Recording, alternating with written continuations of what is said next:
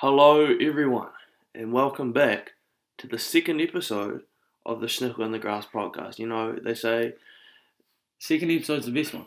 the second episode is I the don't think best they one. say that. But No, they do. Well, we're going to make it now. yeah, it's new trend. And they say, if it's so nice, do it twice. I like that rhyme. Yeah, well, I like that rhyme. Well, because it's true. So anyway, welcome back to our listeners, and today we'll be talking about our NFL award predictions. So, for those who don't know all the awards, or the awards we're going to be covering today, we're going to be covering MVP, Offensive Player of the Year, Defensive Player of the Year, Offensive Rookie of the Year, Defensive Rookie of the Year, and Overall Rookie of the Year. And Coach of the Year, sorry. Coach of the Year. Can't forget Coach of the Year. Yeah. Shout out Adam Gay, shout out Anthony Lynn, shout out Doug Peterson. All those coaches, I think they're the top three candidates. I think we should start with the Coach of the Year. You can start. All right. Yeah. I think it's Tom Brady. Yeah. Well, Bruce Arians did say that he's technically the coach of the Bucs. He did say that. That was possibly. I rate the honesty. He did also say that he's very scared of Mahomes, Tyreek Hill, and Travis Kelce. I mean, he's not wrong. Who wouldn't be? Yeah, but you don't have to be that honest. Yeah, true. The media are going to catch up on that. I can tell you that one. Yeah, it's like I remember. I think it was 2005 Eastern Conference Finals game one. It was LeBron. I think it was the year LeBron went to the finals with the Cavs. 2000 and he carried that awful. Yeah, switch it up. He carried that awful Cavaliers team to the finals against the Spurs. And was it? Or was it the one they lost to Dwight in the finals? Anyway, they played the Magic. In game one, Stan Van Gundy, who was the coach of the team, he said that this is after game one. Remember this, and he said, "I have no idea how to guard LeBron. I don't know what to do." And that was game one. Yeah, that's ridiculous, eh? Yeah. So anyway, so yeah, our Coach of the Year predictions. Who do you got, Snickle? Well, sadly, I can't find what year it was, but yeah, I do remember that story. Yeah. And obviously, LeBron's so dominant, and the Patrick Mahomes, Tyreek Hill, Travis Kelce, they're dominant too. Yeah, exactly. So honesty is the best policy. It is. For Coach of the Year, I picked Kevin Stefanski, the Browns coach. If you don't know, that's something I never think I'll ever hear. Coach of the Year to a Browns coach. Yeah. Oh my God. Shout out Freddie Kitchens. Yeah. Freddie Kitchens. The Browns, they've gone through some bad luck, haven't they? Oh yeah. The Browns, they're a team that they picked up Baker Mayfield, and he was a Heisman winner. He led Oklahoma to the Natty Champ. Maybe not. Might have to search that one up. But basically, when Mayfield entered the league, so many high expectations. Thought the Browns would be a way better team, and then they kind of flunked from there. And through the past seasons, they've actually been really inconsistent. So alongside the Browns being inconsistent has been Baker Mayfield. But this year was different. It was different. Yeah. So the first half of the year looked like we were still worrying a little bit. Yeah, so he showed flashes. Yeah, I think they went 8-8. He showed flashes, but nothing that really put him to that definitive next level of quarterback play. And exactly what the Browns have been labelled as, just an inconsistent team. So they would be beating the Ravens. I think they beat the Ravens. They blew out the Ravens, who were pretty strong at that point. They had all the team back, and then they'd lose to a losing record team. So they're a very inconsistent team. But I think Kevin Stefanski really, really changed that for them. Yeah, he was. I mean, they ended the season 4-1. 4-1. 4-1. Yeah, that sounds about right. Yeah, something like that.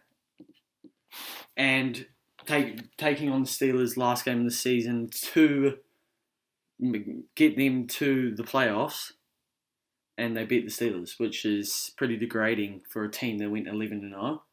Yeah, but the Steelers are just the Steelers were different, man. They were in a bad way. Yeah, in a very weird Yeah, no, we're not going to talk about the Steelers because it's just a bit of a shambles, really, isn't it? So yeah, the Browns, they were in a real hard division too. Remember that, the Ravens and the Steelers, having to play them twice a year. Yeah, and you can't say the Steelers are a bad team. No, you can't. You can't say that. They've got talent. They've got talent. They do have talent. TJ Watt, which is one of the guys we're going to be mentioning today. Yeah, Later on today, and I mean the Ravens. Their whole team is stacked. The defense, the offense. Maybe Lamar Jackson isn't the perfect quarterback. Maybe he needs to go have a shit and then come back and play well. But for the Browns to make the playoffs this year was, I mean, it could have been the players. Their team is very good. Myles Garrett, Jarvis Landry, Kareem Hunt, very good kicker, and running back. Bro, you just feel like throwing out shade this entire episode, don't you? Yeah. Oh my goodness. Nick Chubb is also an amazing player, yes. But you can't make a playoff without a coach. And Kevin Stefanski really showed that he's a top coach. He took that talent and he managed to make it work because this is people might not know, but hopefully you do know. But if you don't, you're about to know now. There's a lot difference between a team that looks talented on paper and a team that succeeds on the field in the game, and that's because whether that be team chemistry or it's either team chemistry, which is built by coaching, or the scheme that's designed for that team. And a good coach can take like a team that doesn't seem that talented on paper and take them really far. And this Browns team, they are full of talent. And then Stefanski did take them well. They took them to the divisional round where they lost to an extremely good Kansas City team. So the future looks bright in Cleveland.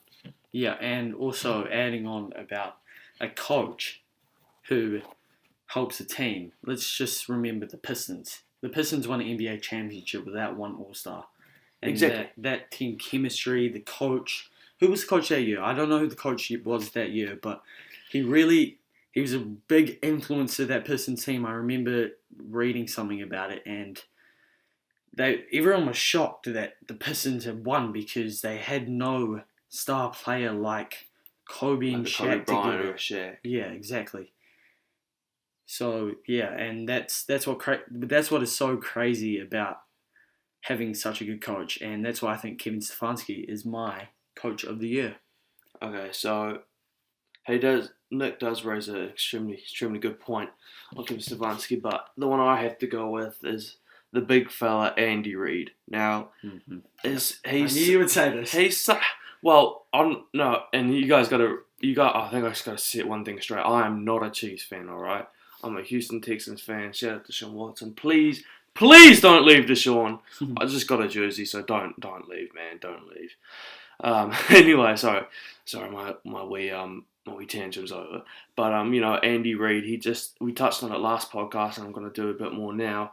It's just the combination of really getting to his players and getting the most out of them, combined with schemes and play calling that maximizes everyone on the field and making them do what they're good at and not trying to mask them into something that they're not, is something that I think is really overlooked in the NFL today, or maybe just in coaching today, trying to mold a player into something that he's not, right? And I think Andy Reid does really well in that. And a perfect example is that underarm shovel to Travis Kelce that they scored in the championship game against they've scored it so many times. And you look back, they scored against the Raiders, they scored against just multiple other teams, and it's and just the highlights that how Andy Reid utilizes his team, and then another example is the trust that he has.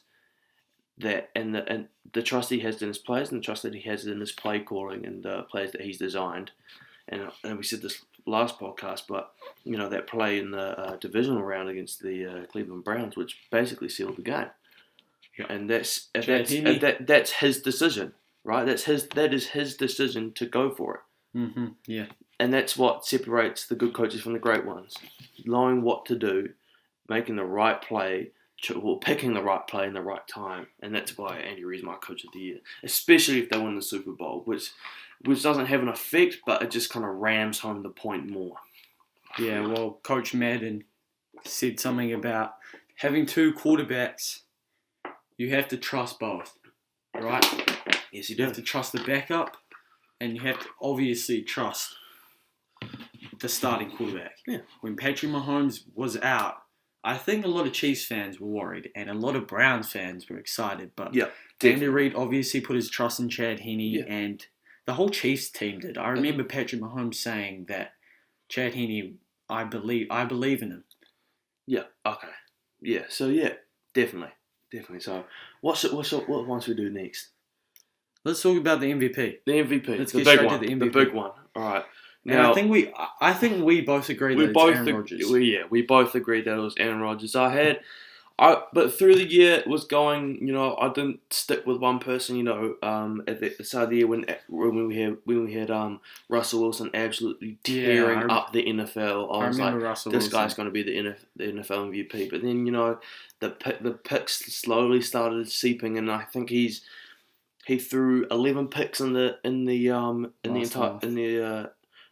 entire season, which is tied third. Oh, that's not good. Yeah.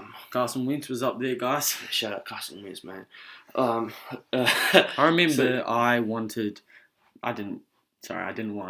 definitely didn't want. I thought Patrick Mahomes was going to win the MVP. I thought they were going to win the Super Bowl again. Which could still happen. It could still happen. I don't think he'll win MVP, though. I think he'll win Offensive Player of the Year. We'll get onto that soon. Yeah, we'll get onto that soon. But let's talk a bit more about Aaron Rodgers, shall we? Aaron Rodgers, I think, he's a bad man. He's a bad man. He's a bad man. Shout out Stephen A. Well, let's just look at the stats speak for themselves. Men lie, women lie, numbers don't. 48 touchdown passes in a year. That is ridiculous. 18 of them to Devontae Adams. 12 of them to Robert Tonyan. Tonyan on an onion. Let's not forget that. So Aaron Rodgers, he's had trust in his guys the whole season to deliver touchdowns, and he does, and he's got the talent to back it up. But I mean, that playoff game really showed. MVP's a regular season award. It's all right. It's all right. Because what the Packs go 13-3. 13-3. They did lose to the Vikings, which pissed me off. Oh. And the Colts, which that game was a close OT loss. Yeah. And you got blown out. And what was against the Bucks? Because the Bucks. Okay. So the Bucks. Yeah, but anyway, the Bucks were all over the Packers all season. To be fair. Yeah. But then you look at how many interceptions. They only had 5 interceptions. A 48-5 touchdown intercept ratio. That is absolutely crazy. 2 or 3. I think 2 of them were against the Bucks. 2 of them were against the Bucks in Week 6, which goes to show you that the Bucks were all over him. And for the rest of the season, only in 15 games, 3 interceptions, and is ridiculously good. Yeah, but because then you just look at the amount of game-winning or overtime sealing drives that Aaron Rodgers completes, and it's absolutely ridiculous how he leads that team, and it really defines the word most valuable player.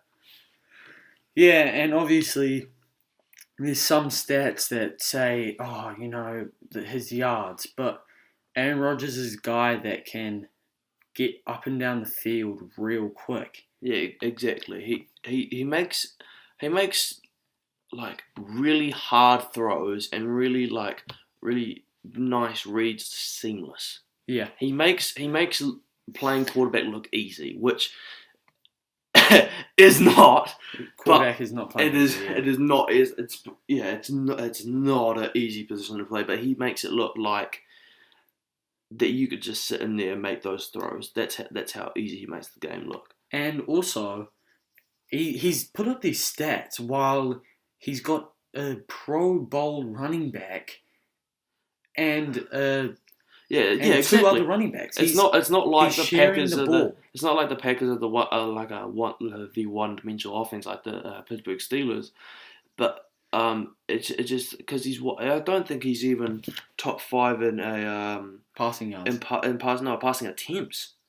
Oh yeah, he's seventh in passing yards, which is it's still good, right? It's still amazing. Top 10 is amazing. 48 touchdowns is amazing. That he's broken his record at the age of 36. He's 36, yeah. And I mean that's ridiculous in my opinion. And that really goes to show you why the MVP should go to Aaron Rodgers. So why do you think it shouldn't go to Mahomes? That's the thing. Because Mahomes has so many weapons. Remember that. exactly, he has a ridiculous amount of weapons, and if Aaron Rodgers still leading the league in touchdown passes, even with those lesser weapons. Exactly. It's not like we're not throwing shade on the Green Bay wide receiver core and the tight end core. They're just they're very good. They're not as good. Dynamic. Dynamic. That's the one. Yeah, dynamic as the Chiefs. Dynamic as the Chiefs offense. So Aaron Rodgers should get the MVP. Yeah. So which one should we look at now? Offensive Player of the Year. Offensive Player of the Year. What's your first? I'll start. You go first. Now, Offensive Player of the Year, you can interpret it a lot of ways, but I look at it as someone that absolutely dominates on the offensive side of the ball, and there's one person who if a player could be the word dominant and domination, it'd be this man is Derrick Henry, King Henry. My goodness, where to begin? Well, let's just start with the obvious one. Led the league in rushing yards, and he decided to have He was your MVP at one point, wasn't he? He was my MVP at one point, yes. What week was that? That was week 14. Week 14. There's like a week 10 to week 14 period when he was absolutely he was absolutely feasting, especially against my Texans. But let's not get into that. That's a whole different story. But Derrick Henry this season records 2,027 rushing yards. Holy. That is a lot, and I mean a lot of yards. And he's so many. Up there with Adrian Peterson. There's only 6 other players in NFL history that have ever rushed for 2,000 yards. It's that much of an illustrious stat, and it just highlights the amount of the absolute domination that he has. And you just look at how he runs. It just it's just dominance. It's just pure dominance. Whether it's that clip from Josh Norman when he stiff arms him and he absolutely sends him to the front row of the stadium. You have to be more specific because he's stiff armed a lot of people. Yeah, exactly. No, the one from when they're playing the Bills. Yes, yeah, yes. and he absolutely got he's flying in that toss. Zone. Yeah, that's right. Yeah, and then just the way he hits contact and usually breaks the first tackle, and then he can just stay on his feet. The incredible ability to stay on his feet, and then he's very fast for a big man. He's about 112, 115 kgs, and he moves. I think he's the same build as you, big guys. But mate, if I was built like Derrick, I'll be on page 1 of the New Zealand Herald. But anyway, don't we wish? Don't we all we wish? But and then just the way I'm not saying Ryan Tannehill's a bad quarterback, but he has looked so much better by Derrick Henry, because if you look at it like this, right? When teams play the Titans, they obviously want to put more people by the line of scrimmage. So, you have more linebackers, and you don't really run the nickel that much, because you want bigger bodies on the field, or bodies closer to the line of scrimmage, so just make sure you can at least contain Derrick Henry, right? And that leaves bigger gaps in the secondary. That leaves more space for receivers like AJ Brown and company to operate in. And Ryan Tannehill's got enough. I'm not saying enough like that's a bad thing, but he's got enough talent to and the skills as a quarterback to find those receivers, and that's why the Titans have such a nice offense. And I believe if you take Derrick Henry out of that equation, and just put him with and just replace him with like some average, like a Duke Johnson. Duke. Okay, we'll say Duke Johnson, like a Duke Johnson type, or just run of the mill running back. That offense really starts to struggle. Yeah, I actually totally agree with you. I think Derrick Henry is the offensive player of the year, but if I am a media and I am voting, I'm saying Patrick Mahomes. I'm saying Patrick Mahomes. In my opinion, Patrick Mahomes is going to get the award. And if I'm the media, I'm going to say Patrick Mahomes because he is loved by the media. He is goddamn loved. Their favourite player is Patrick Mahomes, and every little play he does, they're going to be all over it like sticky fudge, am I right? So, let's just get into it, though. Patrick Mahomes has had a really good year. He's second in passing yards, fourth in touchdowns, and 38-6 touchdown interception ratio.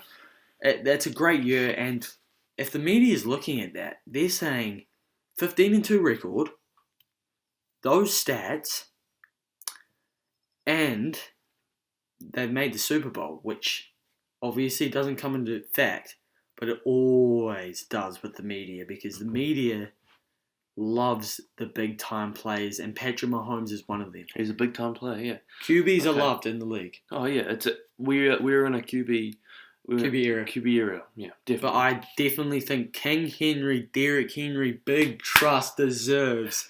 Big trust. The not the MVP, the OPOY. Yeah, the OPOY, just sheer dominance on the offensive side of the ball. DPOY now? Yeah. Okay, we move to our DPOY now. How about you take this one, Nicky? Xavier Howard.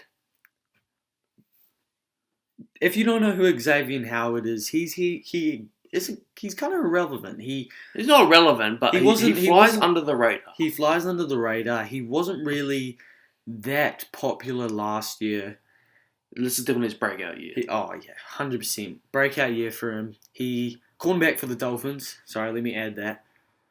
Here are his stats for the season, and they kind of make you think, ooh.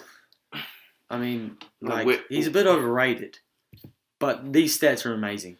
The most interceptions with 10 interceptions in 15 games played. He played 15 games. 51 total tackles at cornerback. That's very good. That's very good for a cornerback. 20 passes defended. That's the most in the league. Yeah. So he's got the most passes defended. Two league leading stats and very important ones at that. So we all know right now he's probably not the best secondary, but he's definitely the best defensive player of the year in my opinion. And TJ Watt is second, which that's the Grass's one. Yeah, so yeah, I've got TJ Watt as my defensive player of the year.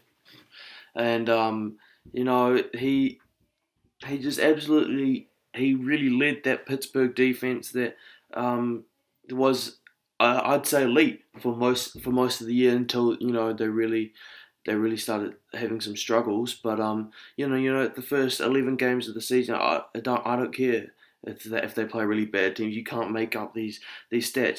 He's the league leader in stats. He's league leader in sacks with 15. Most yards for loss on tackles with about 112, and most tackles for loss in general with numbers that absolutely blitz everyone else in the league. So, and we talk about sheer dominance with Derrick Henry. This sheer dominance on the defensive the defensive side of the ball in TJ Watt. He's a real difference maker, and he impacts. He's so important, that Pittsburgh defense, and he's just an all round very talented defensive player. 11-0, baby. Yeah. 11-game season is all the Steelers fans want for Christmas, alright? No, but that doesn't take away from the fact that TJ Watt had an extremely good season. Yeah, TJ Watt did have a great season, and like you said, he's the leader. He's so the league leader impactful in sacks. Yeah, exactly. Yeah, so that's my defensive player of the year. let's get on to the rookies. I'm kind of excited because this was a good rookie year. We missed Joe Burrow. Shout out to Joe Burrow. Shout out Joe Burrow, who is absolutely balling. I hope you're a speedy recovery, bro. Yeah, man. He looks like he's up on his feet, which is good. Really good, which I'm so happy about. Yeah. And the guy who kind of overshadowed him this season was Justin Herbert. Holy heck! Man just decided, okay, hold on. I'm just break some records. That'll be fun. The year that COVID comes, I'll just break some records just to distract everyone. He set the record for the most touchdowns. 31 for a rookie. I mean, he threw 10 interceptions, which is top 10. No, but as a rookie, that's He's expected. given the ball a lot. Exactly. You when you're put in those high pressure situations as a rookie, you got to take learning experiences, and Austin Eckler was out for a long time. Exactly. Austin Eckler. Exactly. That's a very good point. Austin Eckler was out for what seemed like it was most of the year. So all the basically offensive duties were handed to Justin Herbert and his receiving core, and I'd say he deserves the Rookie of the Year, in my opinion. They had a really, really slow start to the season. They were the one team that always lost by less than 5 points. I remember them always losing by one touchdown. Yeah. I think it was. Yeah, within one score. Yeah, within one score. And, I mean, Anthony Lynn didn't really help him out that much, but he had an amazing season. They ended up 7-9, same as the Timberwolves. Yeah. Not the Timberwolves, the Vikings. Oh, got me there. And, I mean, they have a great team, and I think in the future they're going to be really good. And I'm excited. They were competitive in basically every single game they play. Yeah, exactly. And then my offensive rookie of the year. So just to clear up Nicky D's offensive rookie of the year was Justin Herbert. He did sneak in a rookie of the year by mistake. Rookie of the year though was also Justin Herbert. Just want to clear that up. So I got offensive rookie of the year and rookie of the year Justin Herbert. Okay. 234 rushing yards, by the way, 5 touchdowns. So great year for him. Yeah. So yes. So my offensive rookie of the year went to the wide receiver out of LSU. Wide receiver out of LSU. That's Justin Jefferson, man. Now with a Vikings team that has got some nice receiving players, like you got Adam Thielen, you got Mason Rudolph, who's in my opinion very talented and very good tight end. Makes clutch plays. Dalvin Cook, who is actually a receiving back. He's a very good receiving back. Off those check downs and slip screens, but Justin Jefferson really came in and filled that void that was left when Stephon Diggs departed for Buffalo, and that's just backed up by its stats.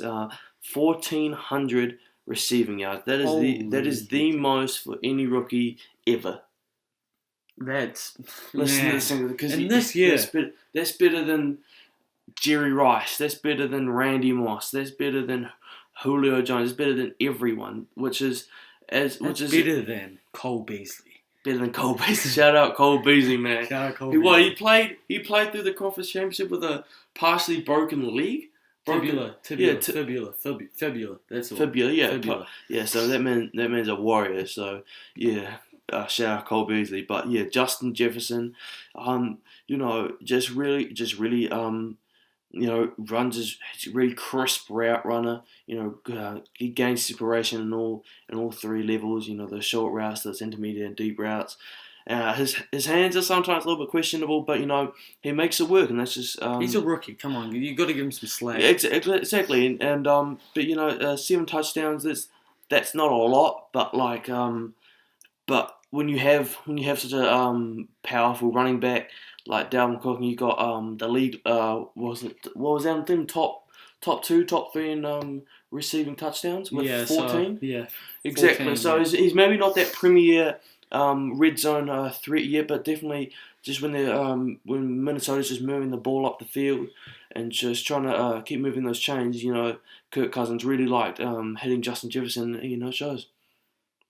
And also, I think Kirk Cousins is really one of those players that gets underappreciated. Kirk Cousins gets a lot of slander because he's Kirk Cousins. Kirk Cousins. Yeah. I think that's the best way to describe it. He's not a bad quarterback, but he's not an elite one. He's a good one, he's not a bad one. But people place unprecedentedly high expectations for Kirk Cousins, and he sometimes reaches them. Like when not this playoffs, but the last playoffs when he led the Vikings down to beat the Saints, and maybe because of his primetime record is absolutely atrocious. I think his first primetime win was this year. It's an atrociously bad record. But congrats, Kirk Cousins. Congrats, Kirk Cousins. Hopefully you're listening. If Kirk Cousins listening, damn, we big time. We big time. Man, we're really gonna meet Reggie Miller's son. We really are gonna meet Reggie Miller's son. Yes. And then okay. So which one should we talk about next? Who's your Rookie of the Year, real quick? My Rookie of the Year is Justin Herbert, and it was one of the two. Now I picked Justin Herbert because both have the stats. As we said, Justin Herbert leading most touchdowns as a rookie quarterback in history, and Justin Jefferson obviously most receiving yards in wide receiver history as a rookie. I picked Justin Herbert because he has to lead that team. Mm-hmm. He's the quarterback. He's the quarterback. He's got to lead that team, and I think that's not. I'm not going to say quarterback's a harder position to play wide receiver, but there's a lot different factors that go in with being a quarterback. Just remember, Justin Jefferson, an amazing year. Like you can't take away the fact that if Justin Herbert wasn't playing like he was, Justin Jefferson would be the undisputed Rookie of the Year. He made the Pro Bowl. That's amazing. But you're right, DeGrasse. Like Justin Herbert had an amazing year, breaking records, leading that Chargers team when even the coach didn't want to be there. He didn't really do a good job. He led them to good wins. He led them to seven good, hard fought wins. And as we said, fought hard in basically every single game that they lost. So, and to have that, because let's put it like this, it is very rare to see first year quarterbacks do so well and play at the level that Justin Herbert did this year. Like you said, the quarterback position is very hard. Yeah, what you said before. That's why you see in the college level, quarterbacks usually stay 2-3 years before they declare for the draft, and premier wide receivers usually leave after 1 or maybe 2. 1 or 2, yeah. Yeah, exactly. So it takes a lot longer to adapt to the NFL level as a quarterback rather Herbert did it. Than a receiver, and Justin Herbert did that, and he's got a really good career looking ahead of him. Okay, well, let's move on to Defensive Rookie of the Year. No, you start with this one. Well, let's go to my boy, the boy from Ohio State. This is, I think, a clear decision for me. I didn't really think of anyone else. Maybe guys like Patrick Queen, but Chase Young had an amazing year. 44 tackles, 10 tackles for loss, 7.5 sacks, 12 QB hits, 4 forced fumbles, 3 fumble recoveries, 1 touchdown, which that was my favorite touchdown. It was really just like scooped. It was a very nice scoop. And he was 50 yards out, and he ran that thing to the crib. And he made the Pro Bowl. Like that is hard to do as a defensive end, as an edge. Making the Pro Bowl in your first year is ridiculous, man. So that's my decision on why Chase Young is the Defensive Rookie of the Year. I mean, he was low on sacks. Among rookies, I don't know where he was, but in the actual NFL, he was low on sacks. 7.5 is still amazing for a first year player. Yeah, exactly. Now, when it comes to my Defensive Rookie of the Year, I'm still debating now because you got guys like as Nicky D said, you got Chase Young and you got guys like Patrick Quinn, who I was a big fan of coming out of college because in that in the national championship game for LSU he absolutely dominated. You got guys like Julian Blackmon, safety for the Indianapolis Colts. Respect to him, real quick. Respect to him. I think you said this. He tore his ACL between college and the NFL. He said, "I want to be the defensive rookie of the year." And, he's doing that, and he's in conversation for that. So and he's got he had two interceptions of the year, which is only one less than the league leader. And the thing that really stood out to me when you just look even with the eye test, he's just really good in coverage, whether it's zone or man, and when opposing quarterbacks throw his way, he's there. If his man who's in zone, their passer rating is 49. Far out. 49, yeah. So actually, so that's the one I'm going to pick, Julian Blackmon, because the Colts defense is very good. That's what won them a lot of games. I think really, you like I said, Xavier Howard is my defense player of the year. He is a secondary, and Julian Blackmon, that's an amazing choice. But defense rookie of the year, if you're talking about Chase Young, this guy is a leader on Washington now. You see every game that he is hyping his boys up, and as a defensive player, you have to be a leader, especially if you're an edge. Other guys in the league, TJ Watt is a beautiful example of a leader who is so impactful. And Chase Young is Aaron Donald, another great example. And Chase Young is going to be a leader in the future, and he's going to be a key part of this Washington football team, which they should change their name. But let's not get into that today. Football team. What? Oh no. Let's about what would be a nice name that you want to see Washington have? Washington. If only Detroit wasn't a thing, because the Washington Lions would be. That does have a nice ring to it, doesn't it? Yeah. But Detroit Lions obviously has a good ring to it too. Yeah. So it's a hard one. I mean. Yeah. I don't know why they chose the Washington football team. I guess they just didn't really have enough time to really. My petition is that they're high. They were high. They were high. They were definitely high. What do you mean they were high? They were just smoking a blunt and they were like, why don't we name our football team? Wait. Why don't we name our football team? And they're like, Washington football team. Oh, no. It's like a high school. It's like Nelson College Rugby First 15. Washington football team. You don't need a name. Oh, yeah, who needs a name? Names are overrated anyway. But if I was going to name the Washington football team, I'd say the Washington No-Namers. The Washington No-Namers. Oh, that's funny. So that's all.